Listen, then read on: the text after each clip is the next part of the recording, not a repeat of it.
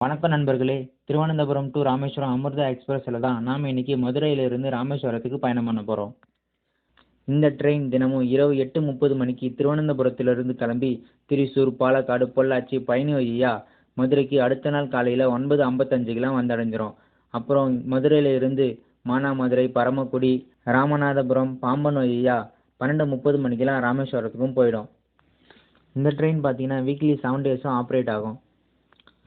நம்ம ட்ரெயின் இன்னும் கொஞ்ச நேரத்தில் பாம்பன் என்ட்ரன்ஸ் ஆக போகுது.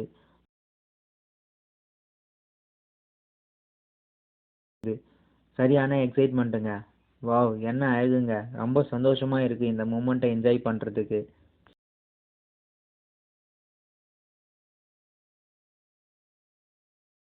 பாம்பன் தான் இந்தியாவின் முதல் கடல் பாலம் மற்றும் மிகவும் நீளமான கடல் பாலமும் கூட. சுமார் 2.3 கிலோமீட்டர்ஸ் நீளம் கொண்டது இந்த பாம்பன் பாலம். ஓகே, நாம் ஒரு வழியாக ராமேஸ்வரம் ரயில்வே ஸ்டேஷனையும் வந்து அடைஞ்சாச்சு.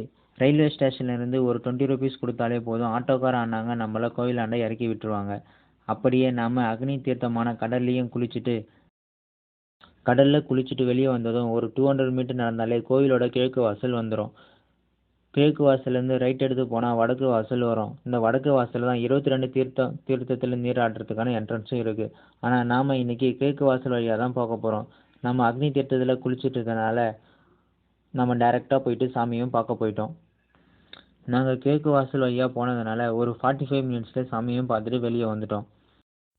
சாமியை பார்த்துட்டு வெளியே வந்ததும் நானும் என் ஃப்ரெண்டும் உட்காந்து தேவையில்லாத கதைகளை தேவையில்லாமல் பேசிகிட்டு இருந்ததில் டைம் போனதும் தெரியல.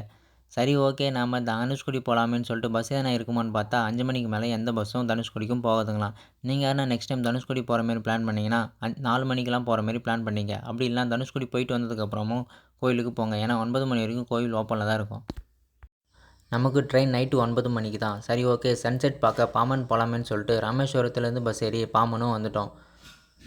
அப்படியே பாம்பன் ஃப்ரிட்ஜ் மேலே நின்று அழகான அந்த சன்செட்டையும் ரசிச்சுட்டு இருக்கும்போதே ஒரு மிராக்களும் நடந்தது.